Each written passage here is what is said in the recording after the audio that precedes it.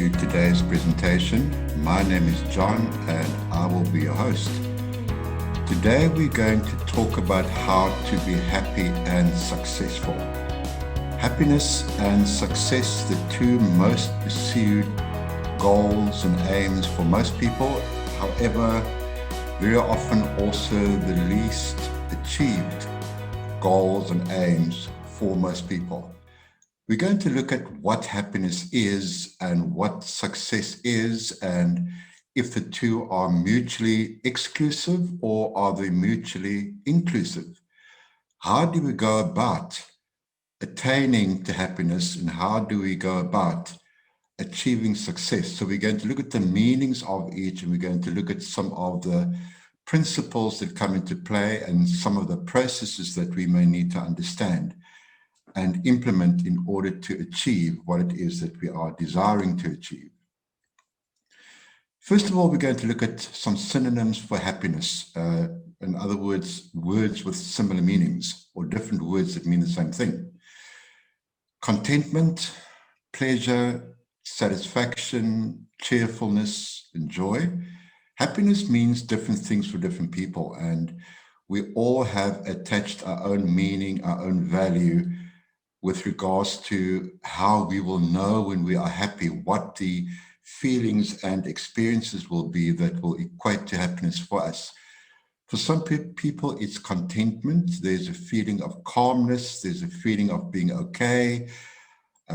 Things may not be perfect in the outside, but on the inside, I am okay. I'm at a place of acceptance and a place of calmness. For others, it may mean pleasure, enjoyment, fun, doing things that are really enjoyable. For others, it may be a sense of satisfaction. I am content, and I have enough of what it is that I want. I am okay with what it is that I want. I may be open for more, but there is a sense of satisfaction. There's a sense of completeness, if I can put it that way.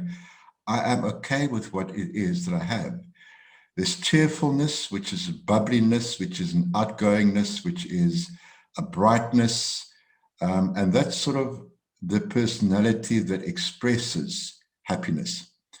And then there's joy, which is just an inner sense of all of the above: contentment, pleasure, satisfaction, and joyfulness. There's a sense of completeness. I really feel great about who I am and where I am and with what I have. Let's look at a definition of happiness by Sonia Lyubomirsky, who wrote a book on happiness. And she said, happiness is the experience of joy, contentment, or positive well-being, combined with a sense that one's life is good, meaningful, and worthwhile. And I really think this is a very good definition in the sense that it adds how I'm actually experiencing my life as well. Not only where I am at a certain period in time or in a specific context, but overall that my life is good, my life is meaningful, my life is worthwhile. And in addition to that, I also get to experience joyful things. I also experience contentment, and I'm experiencing a positive sense of well-being. I am okay. I'm in a great place. Let's look at success. Some synonyms for success: accomplishment, achievement, benefit, reward, or triumph. Accomplishment: I have set a goal for myself and I was able to fulfill the goal. I feel great. Achievement: I was able to succeed in my business. I was able to succeed in my relationships, whatever it may be. There is a milestone that I was able to attain to on this road towards success. Benefit: all the good things that I'm experiencing, all the things that are working for me, all the things that are adding value to my life. Reward: there's a positive payoff that I'm experiencing. I'm really feeling good because I was able to accomplish this. I was able to achieve this. Triumph: very often over negative circumstances. I've been through a lot of negative things in my life. I've been through a lot of pain, but I was able to conquer all that. I was able to learn the various life lessons, and I was able to implement those lessons and therefore I'm experiencing a sense of triumph. A definition of success: being successful means the achievement of desired visions and planned goals. Furthermore, success can be a certain social status that describes a prosperous person that could also have gained fame for its favorable outcome. The dictionary describes success as the following: attaining wealth, prosperity, or fame. So success can be external. I've achieved external goals, external, for example, wealth and prosperity or fame, as it states here. But more than that, I feel successful in who I have become in the process. There's been a sense of growth. There's been a sense of accomplishment. And as I said in the beginning, these are the two goals that are mostly pursued by most people. Fast Company came up with this statement, which I really relate to. Many people assume that there is a correlation between success and happiness. Our hypothesis is that happiness precedes and leads to career success, not the other way around. In psychological science, happiness relates to subjective well-being and positive emotions. We use the terms interchangeably. And they're really touching on a very important matter or principle here, that for the majority of people, or at least my impression is that the majority of people equate happiness with achieving success. If I can make a lot of money, I will be happy. If I can have the ideal career, I will be happy. If I meet the perfect partner, I will be happy. Well, that is not quite how life works. That is really a contradiction of the principles of success. It really works the other way around. If I find a way to be happy with where I am, in other words, if I find a way to experience a sense of contentment, a sense of satisfaction, a sense of emotional well-being within myself, I put myself in a far better position to be able to work towards success and to achieve that. Most of us have been conditioned that if we get things, we will be happy. It works the other way around, and we're going to look at the principles that determine how this works. If I am happy, I put myself in a place to be successful. What is the role of thought in creating happiness? If I want to be happiness, it is hugely important that I focus on what is going on within the cognitive processes in my mind, in my brain, or simply put, what is the quality of my thinking? And what we mean by that is that my feelings, my emotions, my happiness, my unhappiness, whatever the state of being or state of mind may be, is always the result of my thinking.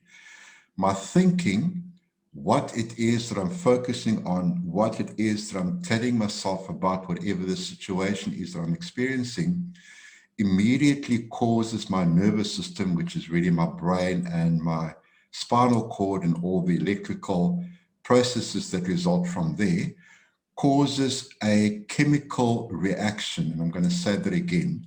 What is going on in my thinking causes a chemical reaction from and within the nervous system. So that means whatever I'm thinking, if I'm thinking happy thoughts, my nervous system causes the release of the so-called happy chemicals, the dopamines, the serotonins, the endorphins that make me feel good. If I'm thinking negative thoughts, if I'm thinking problem-focused thoughts, my nervous system responds by releasing a range of stress hormones that will cause me to feel the feelings of the emotions. And what that means is that every thought that I think has an associated emotion. If I think happy thoughts, the associated emotion is happiness, that causes the nervous system to respond bio and neurochemically, and I feel the happiness. If I think thoughts of sadness, my nervous system responds by releasing stress hormones that will cause me to feel the sadness. So the associated emotion manifests itself in a feeling via the bio and neurochemical reaction of my nervous system in response to what is going on in my mind. Those chemicals that create the feelings are referred to as neurotransmitters, and literally meaning these are chemicals that relay messages between different parts of the brain, first of all, and then between the brain and different parts within my body. And we're going to look at some of these chemicals and what they do. There's adrenaline, which is a stress hormone, which creates a feeling of excitement. And excitement is when there is an element of risk within a situation.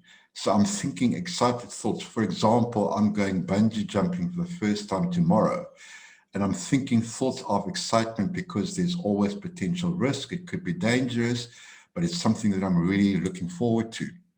There's noradrenaline, which is also a stress hormone, which focuses more or causes me to experience more the feeling of being alive and looking forward to what it is that I'm going to do tomorrow.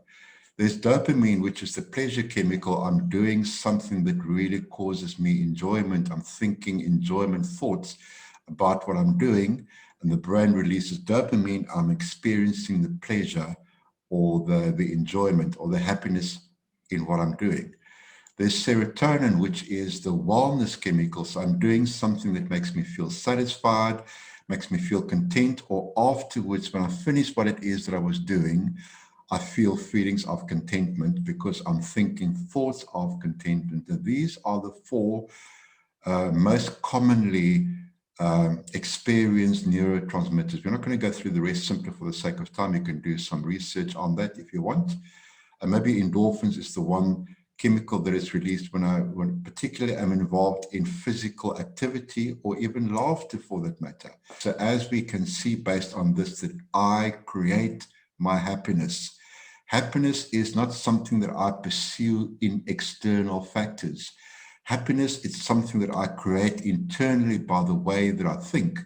So how do external factors come into play? Well, I may be able to do an activity, and that activity causes me to think a certain way at that moment in time, and that indirectly creates the feeling. So when I say indirectly, it is not the activity or the event in itself that is creating the feeling. It is the internal process in response to the event or the situation, the associated emotion along with my thinking that causes this bio and neurochemical reaction from my nervous system that creates the feeling of happiness. What is the role of thought in creating success? Success, in other words, the things that I'm able to accomplish, the things that I'm able to achieve, the things that I'm able to enjoy, that is in turn causing a feeling of achievement, success, and value in my life. My thinking also creates my success, and it works in two different ways. First of all, my thoughts radiate electrical energy into the outside world. And from a quantum mechanics point of view, my thinking radiates or emanates energy and information into the outside world. So, for example, I am wanting a specific career that I feel passionate about. When I imagine doing that kind of work or being in that kind of career, it makes me feel happy. It makes me feel excited. This is something that I really want to do. So I'm sending thoughts about this career, imagining me doing this work and what it would be like. And I'm also studying in order to be able to do this work. I'm preparing myself, and I'm sending this energy out into the environment. I'm sending out information. I'm sending out messages into the external world. Along with each thought, as we've looked at, is the associated emotion. So what is the role of my emotion in creating success? As my thoughts emanate electrical energy and information, my emotions emanate magnetic energy. In other words, my emotions sends out an energy into the environment that will attract what it is I'm thinking about, and more importantly, what it is that I'm feeling. So going back to this ideal career that I've imagined myself being in, and I've also tapped into what it will feel like when I have this career, when I'm able to do this particular thing, that when I think about it, makes me feel content, makes me feel happy, makes me feel that I'm adding value, I'm able to express myself within this career.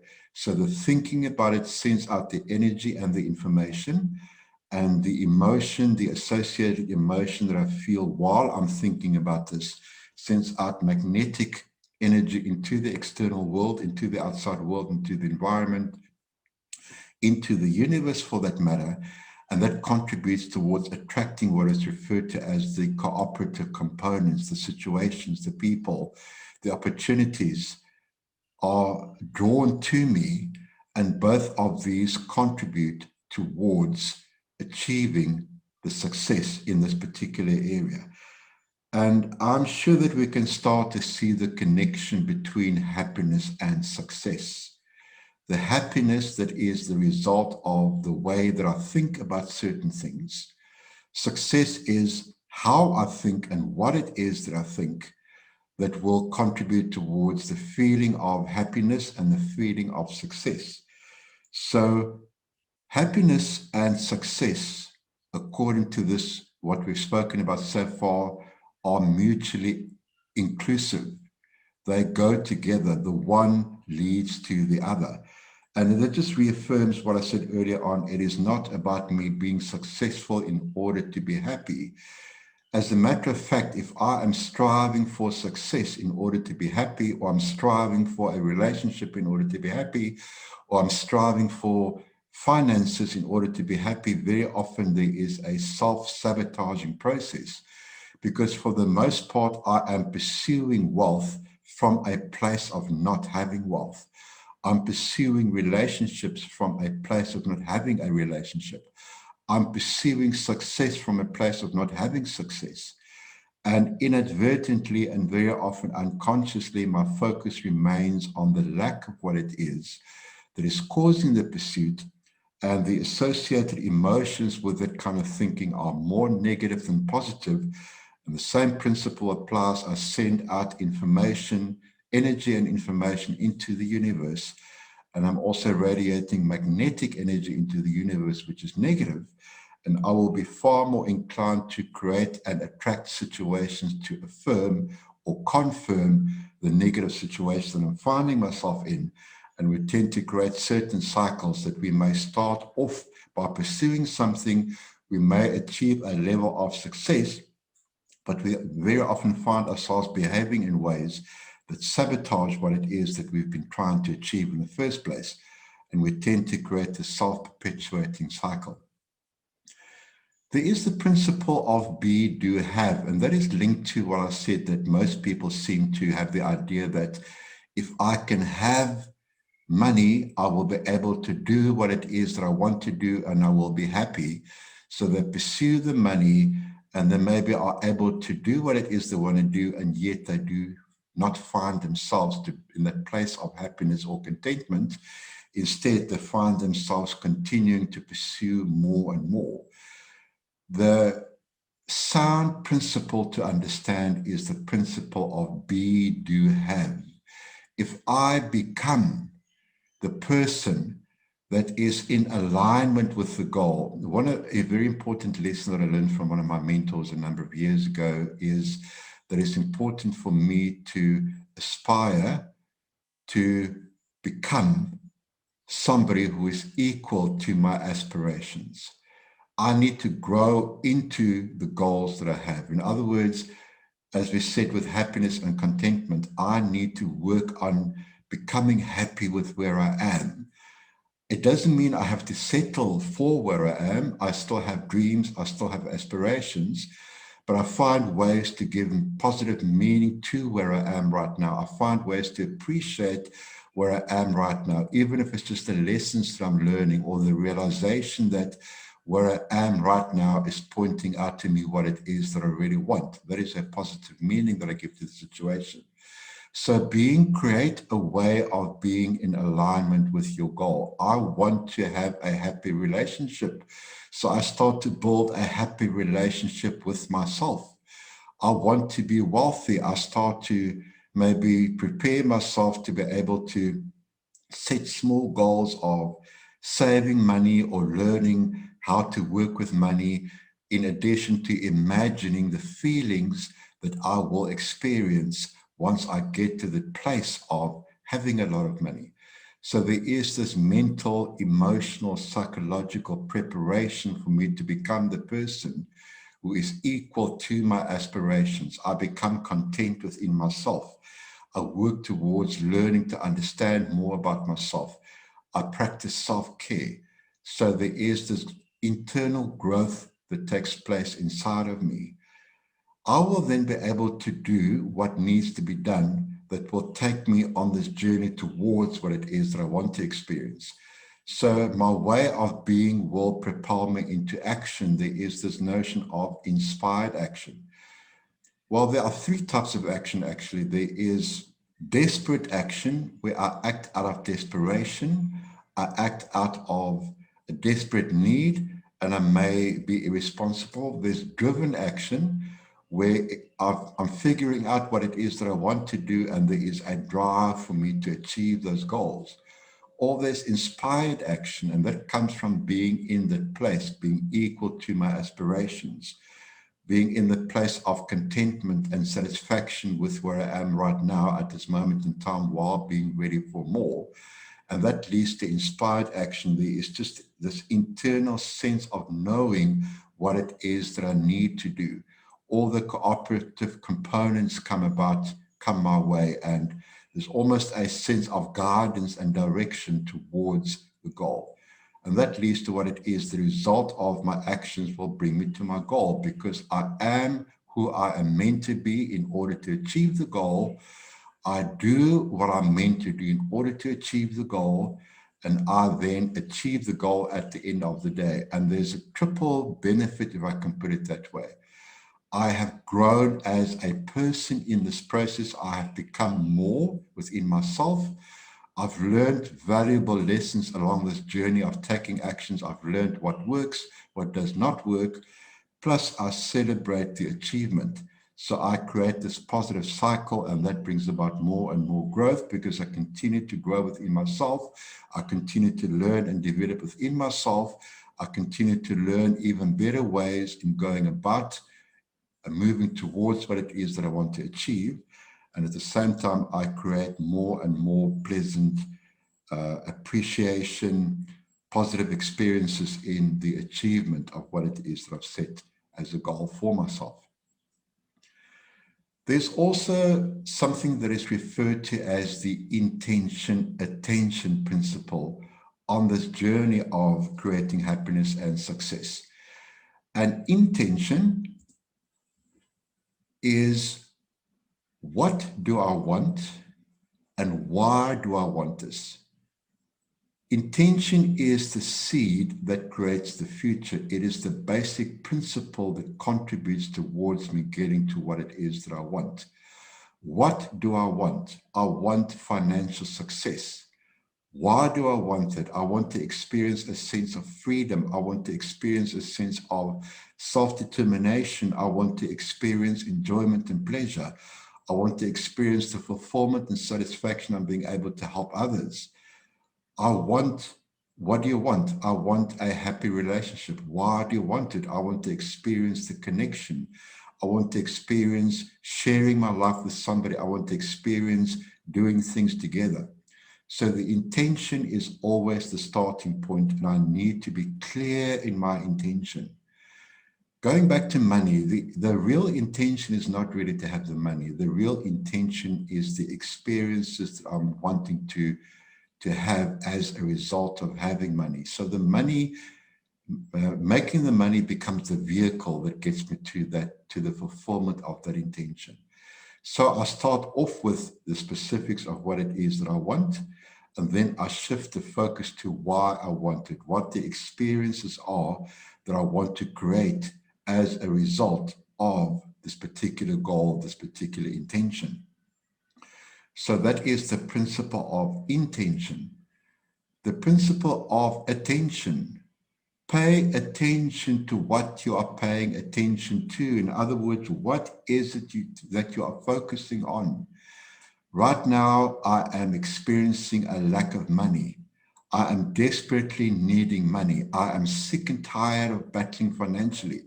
I'm sick and tired of having debt collectors on my case. That is what I'm focusing on.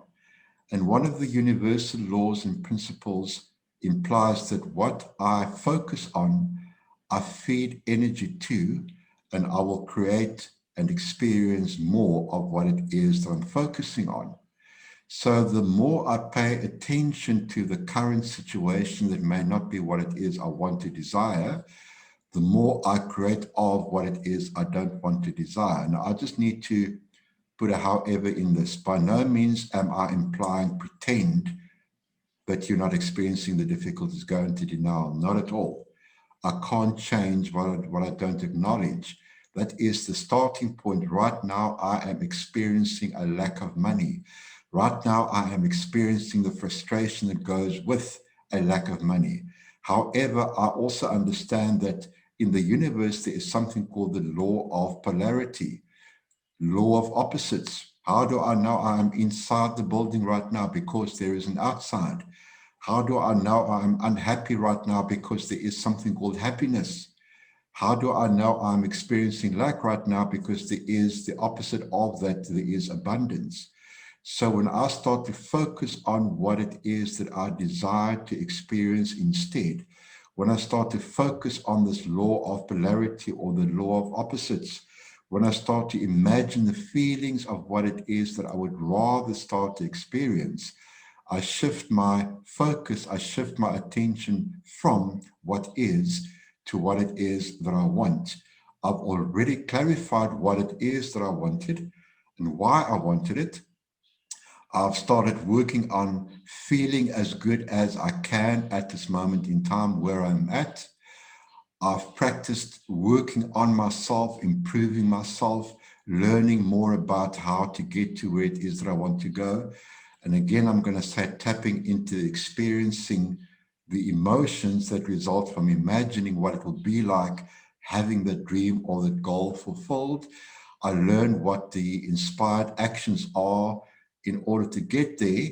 And within a period of time, I find myself experiencing the realization of this goal, the realization of this intention, the realization of what it is that I've been yearning to experience throughout this whole process. And that is what the principle of intention and the principle of attention contribute towards me creating the reality that I prefer to experience. There's also the potential principle. Potential simply implies, as I've mentioned with the law of polarity, that if I'm in a very negative situation, there is the potential of a very positive situation. If I'm in serious financial lack, there is the potential of serious financial abundance. Potential is already existing at some level. In the quantum world, there is a reference to the field of potential. Whatever I desire, whatever I want, whatever I need already exists at some level as potential. And quantum science explains to us that when I start to think in line with what it is that I want, I turn that potential into reality. The waveform that exists in the field of potential starts to turn into particles that will start to create the physical manifestations of what it is that I want.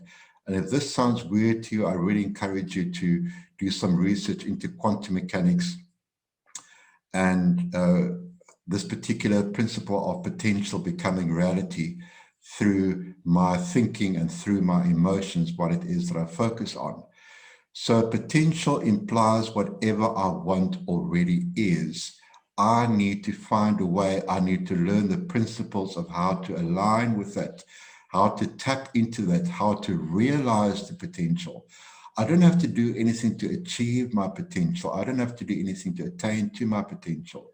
What I need to do is work at realizing the potential that it already exists in this quantum field, in this field of probabilities, in this field of potential.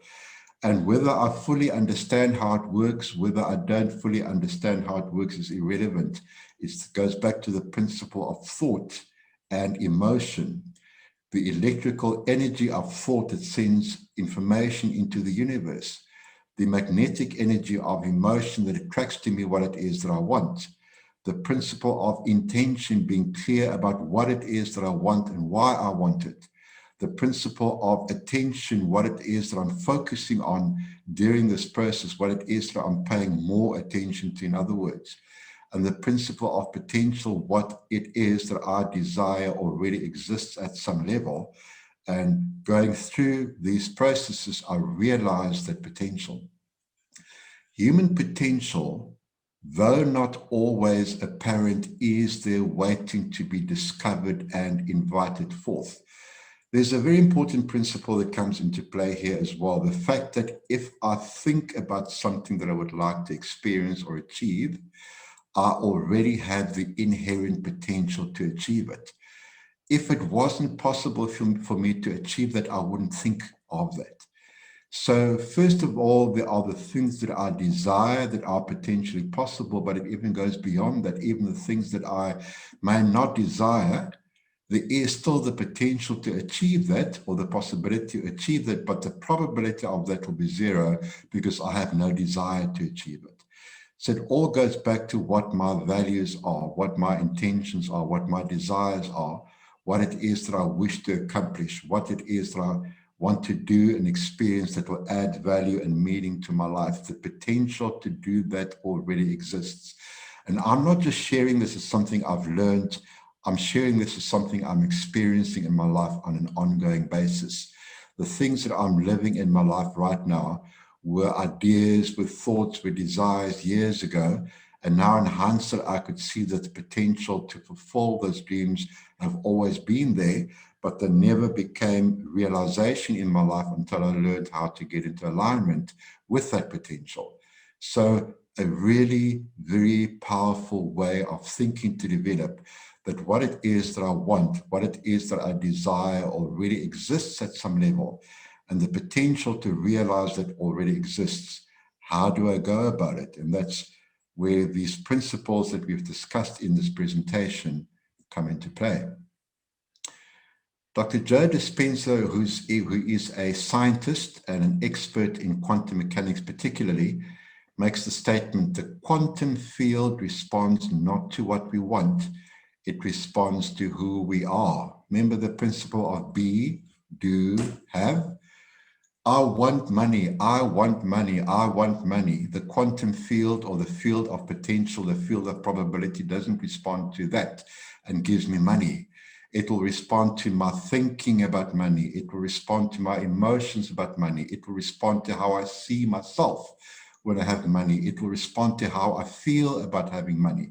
It will respond to what I see myself doing with the money. It will respond to seeing the difference that I can make in other people's lives with the money. It will respond to my sense of worthiness in having the money, the being that leads to the doing, that ultimately leads to the having. And it's a hugely important principle for us to grasp, is that who I am leads to what I do, leads to what I have.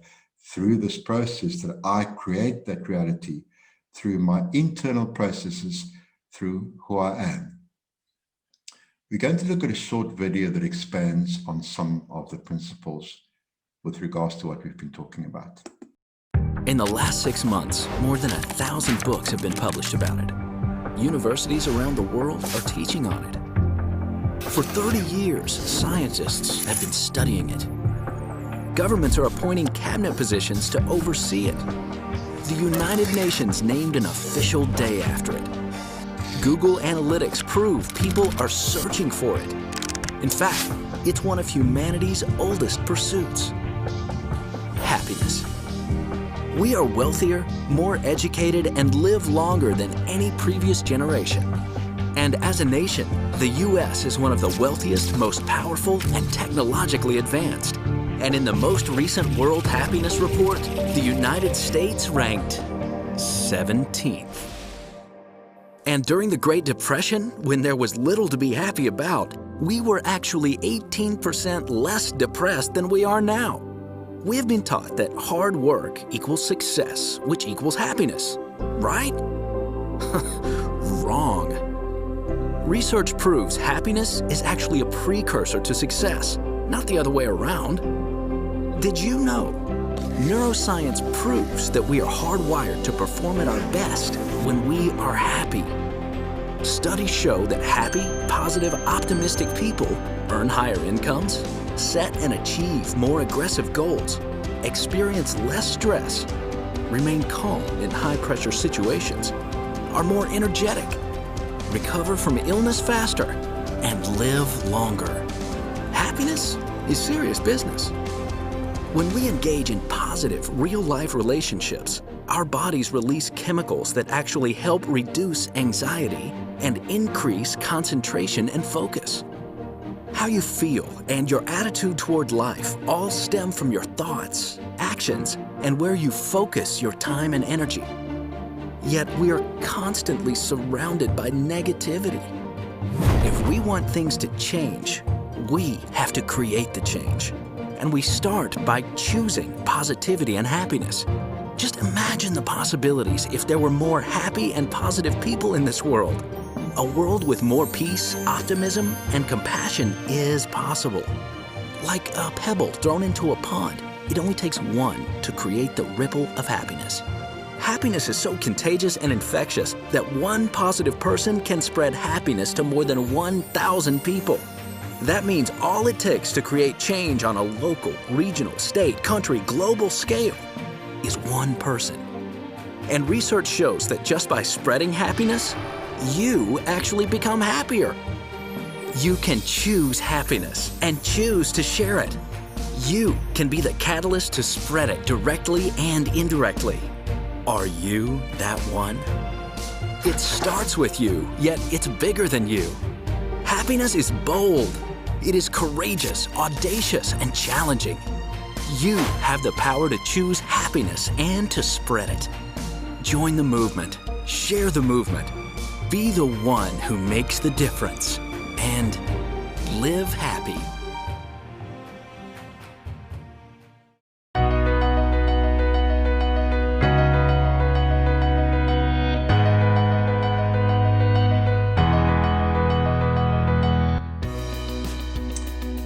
That's the end of the presentation.